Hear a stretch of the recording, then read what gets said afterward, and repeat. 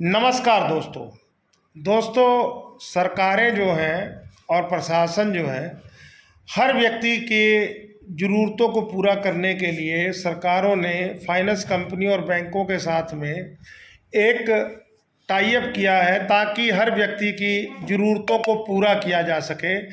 और ज़रूरतें पूरी करने के लिए उनको लोन दिया जाता है और लोन के बाद में जो टैक्स मिलता है उससे सरकार को लाभ होता है और जो ब्याज मिलता है उससे बैंक जो है अपनी इनकम को बढ़ाते हैं और इसी पैसे से जो है कहीं ना कहीं व्यक्ति अपनी ज़रूरतों को पूरा करते हैं। और हर चीज़ को लागू करने के लिए एक गाइडलाइन बनाई जाती है, एक जो है सिस्टम बनाया जाता है। लेकिन ये जो कंपनियां हैं, ये जो बैंक हैं या इसके जो कर्मचारी हैं, क्योंकि ख़ास तौर पे जो प्राइवेट जो सिस्टम है, प्राइवेट जो ढांचा है, उसमें क्या है कि आप जितना ज़्यादा लोन करेंगे, मतलब कि आप बैंक को जितना ज़्यादा लाभ करवाएंगे उतना ही बैंक आपको तरक्की और आपको बेनिफिट देगा। तो इसलिए जो है ये जो एजेंट बैंकों के द्वारा मनोनीत किए गए हैं, ये एजेंट जो हैं ज़्यादा करने के चक्कर में कई बार कायदे कानून से हटकर कार्य करते हैं। ऐसा ही एक केस हम लोग आप लोगों के सामने लाना चाह रहे हैं। लेकिन विनती है कि अगर आपने हमारे चैनल को सब्सक्राइब नहीं किया तो सब्सक्राइब करिएगा और कमेंट ज़रूर करिएगा, वीडियो को लाइक व शेयर ज़रूर करिएगा, क्योंकि हम आपके सामने एक ऐसा फ्रॉड लाने जा रहे हैं जिस फ्रॉड को साबित करना हर व्यक्ति के बस की बात नहीं है। दोस्तों बात क्या है? बात ये है कि जब फाइनेंस कंपनियां जब लोन करती हैं तो लोन करने के दौरान वो कुछ समझौते टाइप का कर लेती हैं। जैसे क्या होता है कि एक डीलर ने किसी को ट्रैक्टर बेचा और ट्रैक्टर बेचने के दौरान होना क्या चाहिए था कि होना ये चाहिए था कि जब ट्रैक्टर के लिए कोटेशन बनाकर डीलर जो है उसको फाइनेंस कंपनी को भेजेगा कि भाई इतना इन्होंने दिया है और इतना खर्चा हम लोगों को देना है, तो बैंक उसमें यस लिख देता है कि हाँ ठीक है आपका अप्रूव हो गया है। उसके साथ में बैंक कहता है कि आप इसकी आपकी जिम्मेदारी है आरसी बनवाइएगा और आरसी के ऊपर बैंक का नाम डाल दीजिएगा कि इस बैंक का इस पे लोन है। ठीक है, ये सब प्रोसीजर इतना तेज़ी से किया जाता है कि कई बार लोन वाला लोन कर देता है, डीलर अपनी चीज़ बेच देता है, ख़रीदने वाला उस चीज़ को घर ले जाता है। पीछे क्या रह जाता है कि ट्रैक्टर की या किसी भी व्हीकल की आरसी नहीं बनती है। और सबसे बड़ी बात, इस पूरे सिस्टम के अंदर जैसे आजकल हमारे देश के अंदर सब सिस्टम ऑनलाइन है, तो ऑनलाइन अगर आप जैसे व्हीकल का नंबर नहीं डालेंगे तो आपको इंश्योरेंस यानी बीमा नहीं मिलेगा। अगर आप जो है नंबर नहीं डालेंगे तो शायद आपका कई जगह सिस्टम अपडेट नहीं होगा। तो वहाँ पर ये जो है कुछ मतलब कि अनचाहे नंबर डाल देते हैं। मतलब ये एक तरीके से ये चीज़ें उस समय तक तो सही लगती हैं, क्योंकि ऊपर कंपनी को भी पता है कि सरकार की नीतियों को अनदेखा करने के लिए और सिस्टम में चीज़ को लाने के लिए व्यक्ति ये सब चीज़ें कर रहा है। लेकिन दोस्तों समस्या तब उत्पन्न होती है जब जैसे ट्रैक्टर खरीदने वाली पार्टी है उसने किस्त नहीं भरी।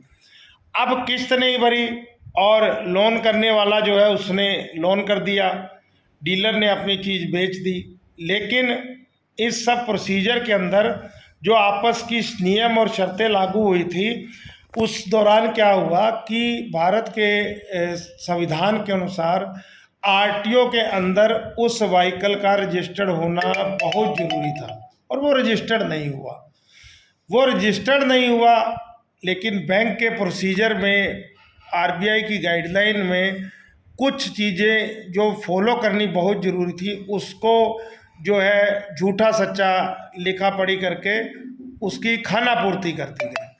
अब खाना पूर्ति दोस्तों होने के बाद में जब सामने वाली कंपनी डिफ़ॉल्टर हो गई तो बैंक ने अपने पैसे की भरपाई करने के लिए उस व्हीकल को अपने अंडर में ले लिया। अब अंडर में लेने के बाद में अगर बैंक उसकी आरसी बनवाता है, अगर बैंक उसको अपने एकाधिकार में लेता है, तो शायद प्रोसीजर लंबा हो जाएगा।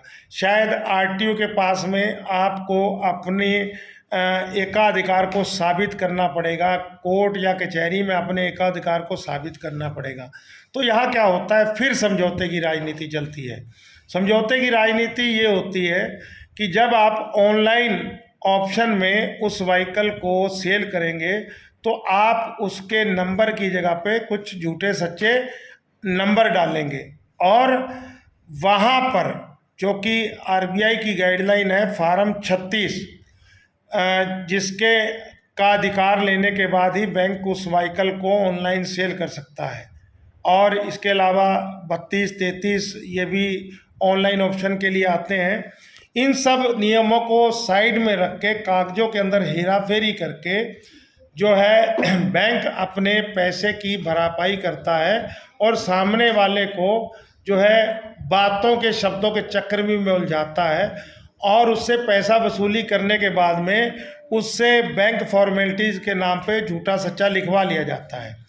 अब ये सब लिखने के बाद में जब आपको वो व्हीकल भी दे दिया गया, ठीक है, बोली में आपके नाम अप्रूवल भी हो गया, आपसे लिखवा भी लिया, बैंक ने अपना पैसा भी पूरा कर लिया।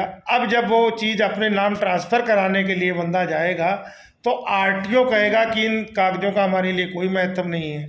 वहाँ पर या तो आप समझौते की राजनीति चलिए, झूठे सच्चे कागज़ पेश करिए, आरटीओ को रिश्वत पेश करिए, आरटीओ के नीचे के कर्मचारियों को रिश्वत पेश करिए, और 2 नंबर में उस ट्रैक्टर को अपने नाम करवा के आगे बेच दीजिए, जो प्रोसीजर चल रहा है इस समय। और अगर आप इन सब चीज़ों को फॉलो नहीं करते हैं तो आप उस ट्रैक्टर को लेकर धक्के खाते घूमिए।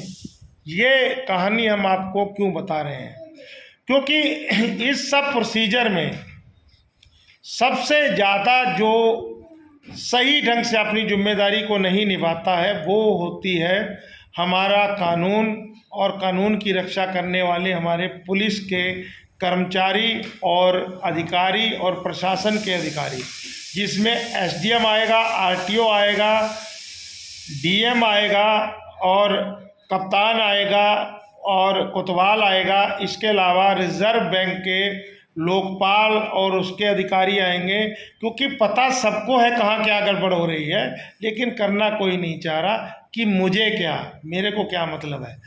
अब यहाँ पर हम जो आगे की बात आपको बता रहे हैं, एक ट्रैक्टर हरियाणा से खरीदा गया, उस ट्रैक्टर के कागज जैसे आरटीओ के नाम की एनओसी जारी कर दी गई, जबकि उस आरटीओ ऑफिस में वो ट्रैक्टर रजिस्टर्ड ही नहीं है। सबसे बड़ा फ्रॉड।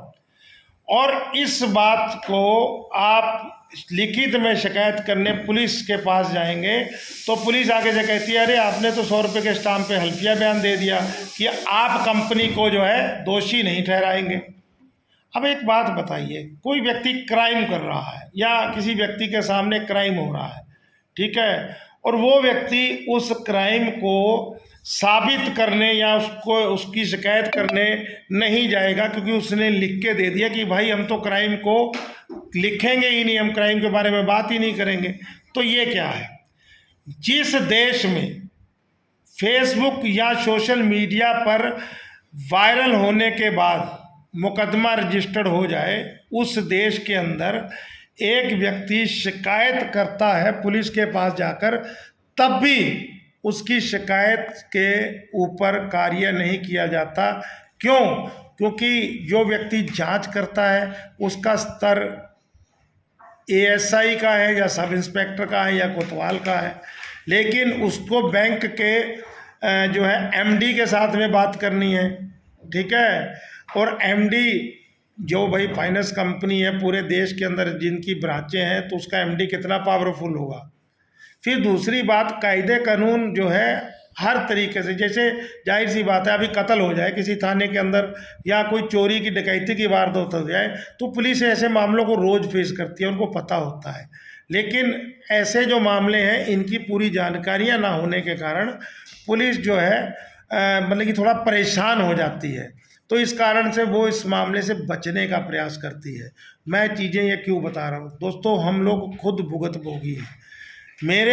मैंने ऐसे ही एक ट्रैक्टर बोली के दोबारा खरीदा, और जब मेरे को पता लगा कि फ्रॉड हुआ, और फ्रॉड भी कितना तगड़ा हुआ, 419, 420, 467, 468, 471, मतलब कि ऐसी ऐसी धाराएं जिनके अंदर जमानत नहीं है, ऐसा ऐसा सिस्टम कर दिया गया।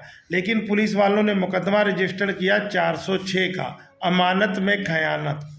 ठीक है भाई, अब अगर आप उनको कहें कि आपने ये क्या कर दिया, तो कहे अभी हम लोग जांच कर रहे हैं। और जांच के अंदर की सबसे बड़ी बात, जिन व्यक्तियों को दोषी कहा गया वादी के द्वारा, उन व्यक्तियों को बुलाया ही नहीं गया, और उनकी जगह उनके केयर टेकर आ रहे हैं, या फाइनेंस कंपनी के जो लोकल के अधिवक्ता हैं वो आके पक्ष रख रहे हैं। बयान किसका होना चाहिए था?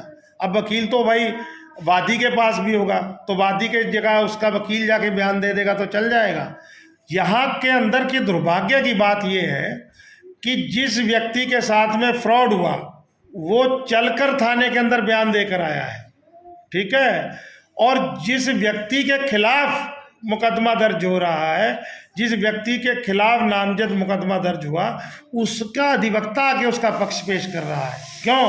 क्योंकि वो एक फाइनेंस कंपनी की अच्छी पोस्ट का अधिकारी है। तो क्या पुलिस के पास पावर नहीं है उसको बुलाने की? ये सोचने का विषय है, ये सोचने का विषय है दोस्तों। और किस तरीके से ऐसे सब अपराधों के ऊपर अंकुश लगाने का काम जो है वो प्रशासन और सरकार कर पाएगी। क्योंकि जाहिर सी बात है, मैंने बात योगी जी से शुरू की थी, मोदी जी से शुरू की थी, निवेशकों से हम अपने देश के अंदर निवेश करवा रहे हैं।